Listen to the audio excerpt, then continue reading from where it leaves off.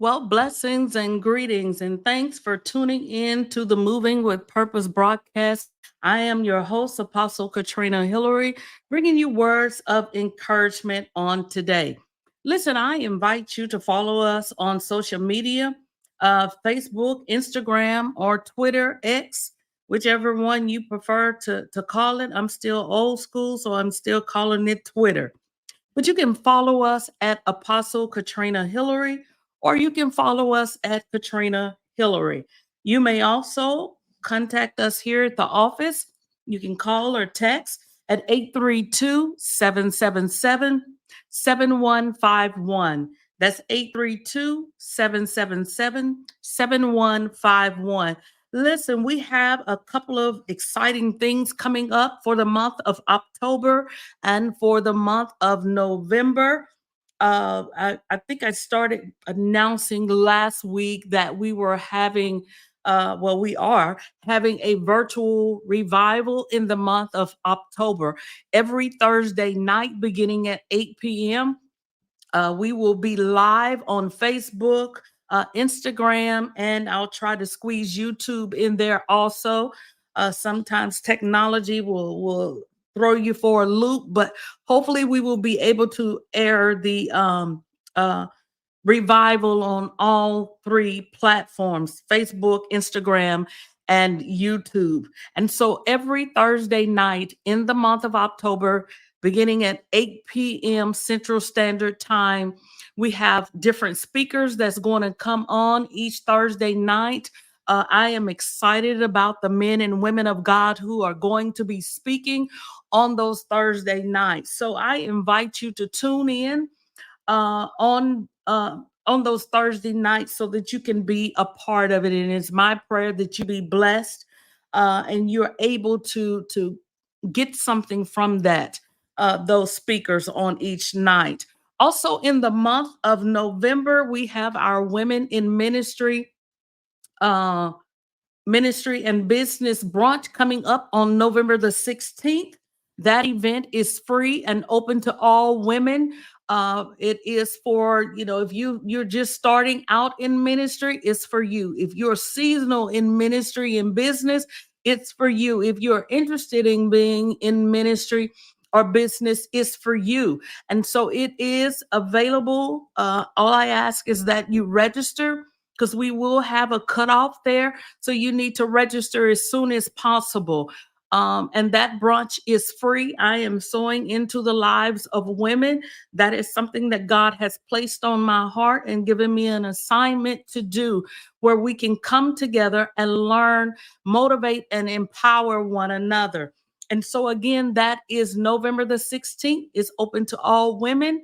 It's free for you. I just ask that you register so that we can have enough food and make sure that we have an accurate account of how many people are going to be there, so that our presenters on that day have material. They will have enough material for everybody that's in attendance. So be sure that you register on eventbrite.com. You can go to eventbrite.com, and when you key in women's brunch or you key in Texarkana, it's going to automatically pop up, and then you go and register.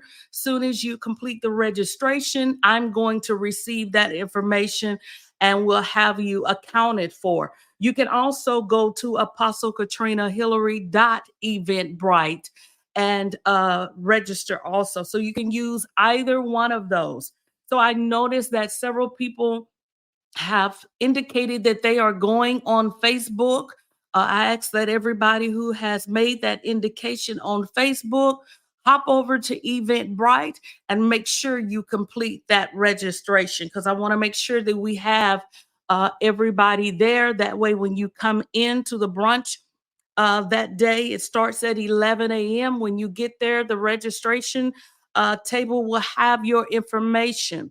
And so that's why it's important for you to register. And so I will have more information coming up about that as we get closer to November. I'm sorry, to November. And so again, October, every Thursday night in the month of October, we will be having our live virtual revival so everybody can be a part of it. You don't have to worry about going to a building. It's going to be live on Facebook, YouTube, and Instagram. We're going to try to do all three at the same time. And then in the month of November, November the 16th, is when we have the women in history and business brunch, and it is open to all women. I just ask that you register. All right. So I've gotten those announcements out of the way, and so it is time for me to share with you words of encouragement before I go on today. Share with you what homework God gave me on last week, and so this time we are in the book of Habakkuk. Habakkuk has 3 chapters, and so that's where we are coming from. Today I'm going to read a little bit in the Message Bible. We are familiar with a key verse, or 2 key verses in chapter 2. We use often several times, especially when we're trying to get somebody to do something or follow something. They are very known. But I want to look at chapter 1 to kind of give some context to something that we've been saying all along. And so, coming up, I tell people I grew up in the church, and sometimes we hear stuff so long, we just hear it and we start repeating it, never reading the word for ourselves, never studying the word. We just keep repeating what we've heard, not realizing what else is tied to what we're saying. And so I want to back up and go to chapter 1, beginning at verse 1. And this is the Message Bible. Verse 1 says, "The problem as God gave Habakkuk to see it.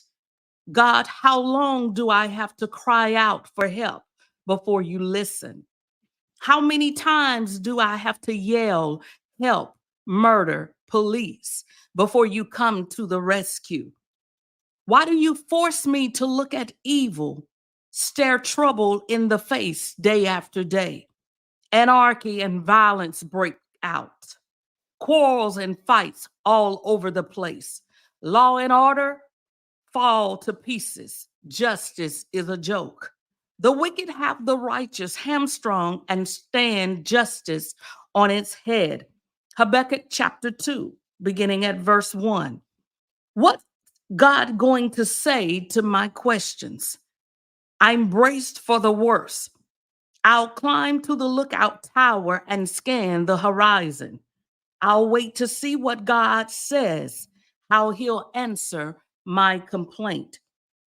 Verse 2 says, "Then God answered, write this, write what you see, write it out in big block letters so that it can be read on the run.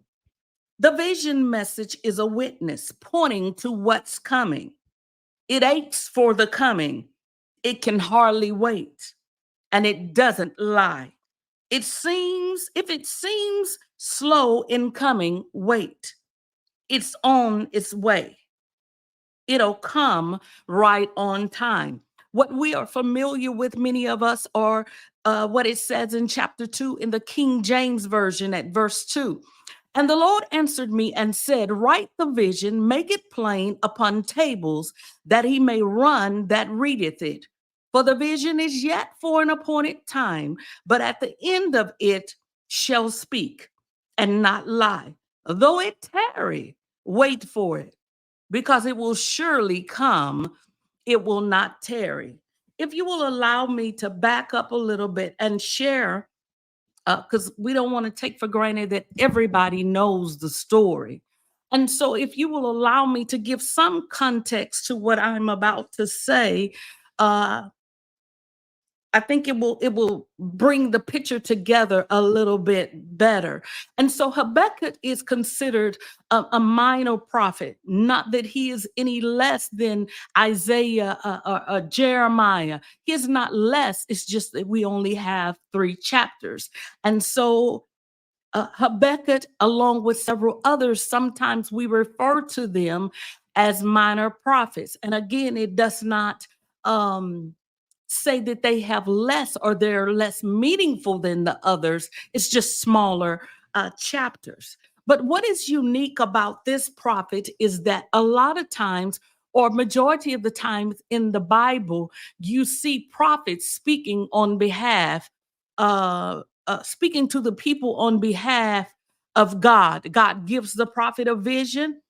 He tells the prophet, or he tells her what it is that needs to be spoken to the people, and then the prophet takes it to the people. But this particular prophet, Habakkuk, sees something and then takes it to God. He is the type of prophet that goes to God on behalf of the people. And so these three chapters is a conversation between Habakkuk and God. And it's just a conversation going back and forth. And so Habakkuk has seen something, and now he is burdened with what he has seen, and he's taking it to God. And what he tells God is that, how long are you going to allow Israel to be in this condition? The leaders are out of hand, and therefore the people are out of hand. And he's in a situation that the burden is heavy on him. And so he's taking his burden to God. And he's asking God, how long are you going to allow this? Are you just going to let this keep going on and on? Just let this pass by or float by, depending on your relationship with God. And so I want to put a pin in that right now and explain to somebody that there is no harm in asking God questions. A lot of times I've heard people say, oh, you don't question God. If God is doing something, let him do what he's doing. If God tells you to do something, you just do it. You don't question what the Father is doing. You don't question what the Master is doing. You don't question God. But I beg to differ. See, the problem is sometimes we don't get an understanding, and so we go out there and we wing it and we mess things up. And so Habakkuk is giving us proof that we can go to God and ask him questions. The problem comes in is how we ask God the questions. And so he is just asking God, how long? Because he has seen the issues. It's kind of like my mother used to tell me, when I would see things, and she would remind me that if God showed it to you, because he didn't show that to everybody else. Trina, he showed that to you. So it's your responsibility to do something about it. He's going to show you or tell you what to do about that which he has shown you. And so I think I've shared with you before, I didn't always want to see what it was that God was showing me, because when God shows something to you and reveals something to you that's burdensome, then you have to carry the weight until you're able to release it. And so this prophet is carrying the weight of what he has seen. And so I don't know about you, maybe God hasn't shown you anything and you've had to carry the weight of something that he's shown you. And if you understand that, then you can understand the condition and the predicament that this prophet finds himself in. And so he is asking God, what are you going to do about it? But here's the thing where we get it messed up. We can ask God the question, but we may not like the answer that he's going to give. As a matter of fact, he gives a response to Habakkuk, and now Habakkuk finds himself even more confused with the answer that God has given him. And so God reveals to him that I am going to address Israel's problem by using Babylon to correct Israel. And so now Habakkuk is going back to God and saying, how can you use the Babylonians when they are more wicked than Israel? Sometimes God will use others to correct his own people. It doesn't feel good, it doesn't look good, and we don't want to hear correction. Can I explain something to you here? There are different types of prophets. There are different instructions from God. It's easy when God gives you a word or a vision of something, of how he's going to bless somebody. But if anybody has ever received a word or direction from God for the people, and it's a hard word, it's a hard thing to deliver. What God is saying to him is, yes, I understand Israel is out of hand, but I'm going to use someone even more wicked to whip them back in shape. But he's not only going to use Babylon to get them where they need to be, it's going to be a season or a period of restoration in there. God has never punished his people without bringing restoration or renewal to the situation. We can get out of hand of God's people, and he has to send, or he has to deal with us and correct the issues. And then once we are corrected, Lord help us that we are restored and renewed and now in a better place. It's the same way that we do with our children. When your children are out of hand and they need correction, if you do not correct your children, it's going to get worse. But I remember my parents, I didn't want mama to whoop me. And for you that are fancy, I didn't want mama to whip me, because then I couldn't understand, why was I getting this type of punishment if my mother and father said that they loved me, but it was for my good. And so God deals with us the same way. Sometimes he has to discipline us and bring correction in order to get us where we're supposed to be. We are a chosen people, and God does not like to see his own chosen people out of hand, running amok, and all in disarray. So he sends correction. But Rebecca can't understand why God is using someone worse off than they are. Sometime God is going to do what he does, and he does not owe us an explanation. But now that God has revealed how he's going to handle this, Habakkuk finds himself at the end of chapter 1. Going into chapter 2, he says, I'm braced for the worst.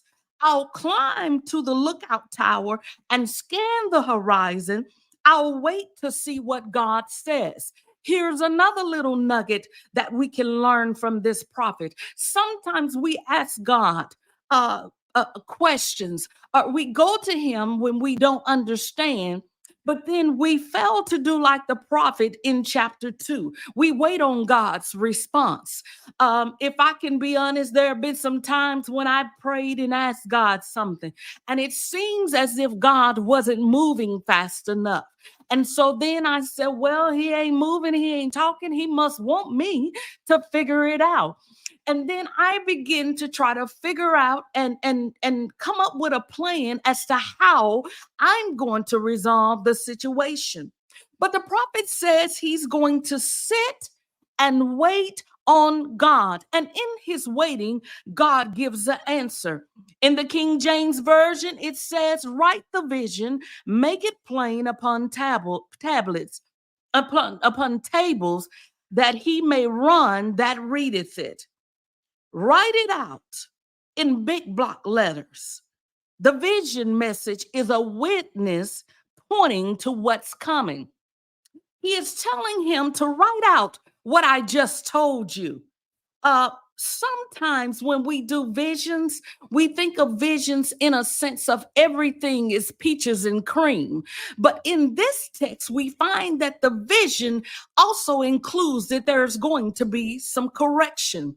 The vision includes that there's going to be some correction. In this correction, it's going to be tight. It's going to be hard. Yes, it's going to cause you some pain, but in the end of this vision, there is restoration.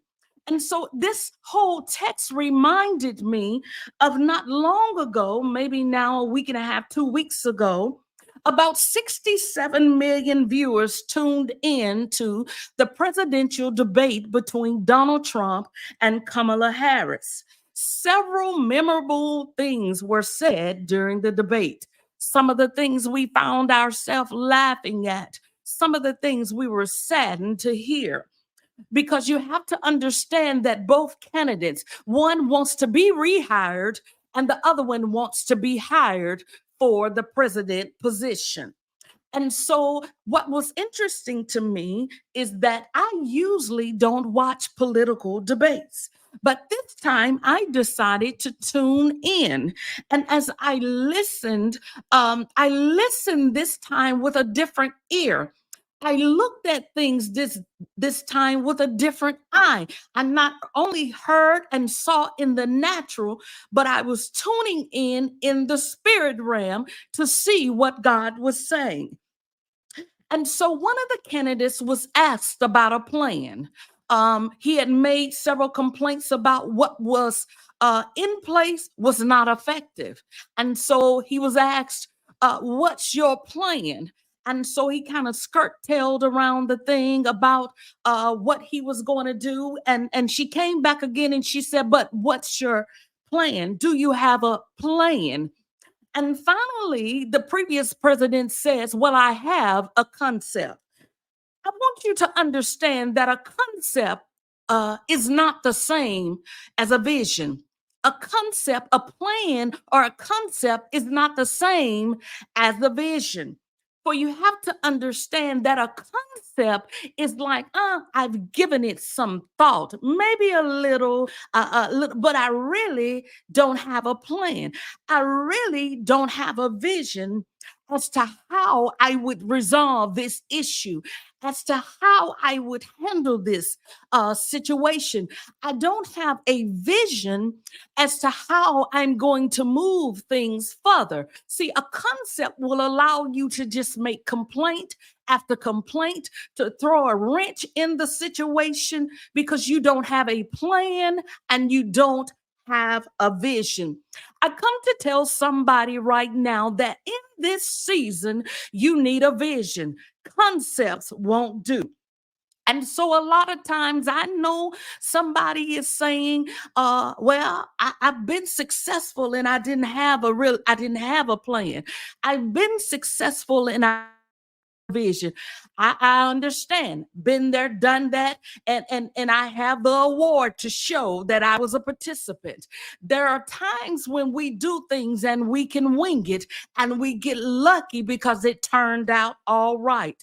But when God is giving you a vision, when God gives you a plan, things are different. We cannot operate in this season on a concept or an ideal of a plan or complain and not have a plan or vision in place.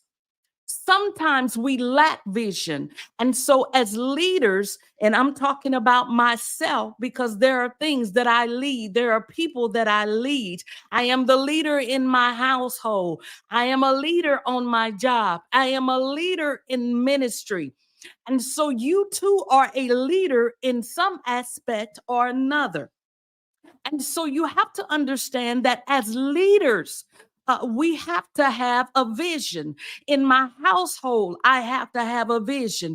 I have to have a vision for my family. I have to have a vision for my children. I have to have a vision for my ministry. I have to have a vision for my marriage, or else I'm just winging it. And so when things go awry, who can I blame but me because I have no vision? And so, even like in the text, the people are all disarrayed because leadership lacks vision, leadership lacks a plan. And so, we must have a vision in order for us to move forward. Now, I was reminded of when I was in New Orleans. And so New Orleans has this thing what they call a second line. Some of you been to New Orleans, had the privilege of living there for almost 11 years. And so, I've seen a lot of second lines, been through a lot of Mardi Gras. And so some people go for Mardi Gras and second line are totally different. Second lines are like parades. But what is interesting to me when I moved there, and I was living in the ninth ward, and the second line just happened to come down the street close to where I was living, so I could sit in the front yard and watch the second line. And so the first time I saw a second line, I got excited as I saw the social club coming through, doing their dances and dressed up and the feathers and all of this. And behind them was the brass band. And so once you get past the social club and the brass band, you have all of these people who have joined in following the second line, and they can go for blocks and blocks and blocks. And if you've been to New Orleans, you know a block in New Orleans is not a block like in Texarkana. It's not like a block in Wake Village. And so these are long blocks, but people get caught up in the music and in the dancing, and they begin to join in into the second line, and they're going and going, and everybody is just jumping and excited, and they've been sucked into the movement, and they're just going and going and going. But what baffled me is that when they reached a certain point, the social club stopped, turned around, the brass band stopped playing, and all of these people that had followed them to this destination now had to turn around and go back to where they were. See, some people get caught up in just anything. They will follow anybody with a plan or without a plan. Some people just like movement. But I come to tell those who are just followers and get caught up in any and everything without having an understanding of what's going on, you better be careful in what you get caught up in. You'll be like the second line people. You got caught up in the movement and you followed any and everybody because the music was playing. Do you not know that Satan loves to play music too? He will get you off course and caught up in things to get you distracted from where God is trying to take you. And so not only do we need to write the vision, we have to make the vision plain so that those who are following us will know exactly where we are going. They will know exactly what's about to come to pass. And so as leaders, again, that does not mean that you have to be a leader in ministry, for we are all leading something. But for those who follow, and for those who are leaders, you have to have a vision. A concept just won't do. An idea just won't do. When you have people expecting and leaning and looking to you for leadership, it is our responsibility to stay connected with God so that we can receive the vision and the plan that God has for us. And not only to be able to receive that vision and the plan, but to be able to take it, internalize it, breathe it, taste it, see it, walk with it to the point to where you explain it to other people that they'll be able to catch hold to your vision and run with it. And so a lot of times we wonder why people we're sharing a vision, or we are attempting to share a vision and people are not catching hold to the vision. People are not buying into the vision. Sometimes it's because you don't believe the vision that you spoke. It is imperative that the vision that you are speaking, that you believe it. Even when it feels like it's not coming, like the text says, it's coming, it's on the way, it will not tarry. And so you have to understand in that vision process, sometimes God can give you a vision and it will come to pass within a matter of weeks, in a matter of months, in a matter of years. And then God sometimes for long term. And so you have to be able to take that vision, to understand it to the fullest. And just like the prophet, when God gives it to you and you don't understand, you have the right and the authority to go back and say, God, I know what you said, but I'm not clear. Help me understand. Help me see what it is that you're giving me. Help me to be able to relay this to the people so that they can take hold to the vision, so that they can see what it is that you're saying in this season. For in this season, a concept, an idea, or winging it, that season is up. In this season, in order to be effective, we must have a vision, write it, make it plain so that others can understand and follow it. You be blessed.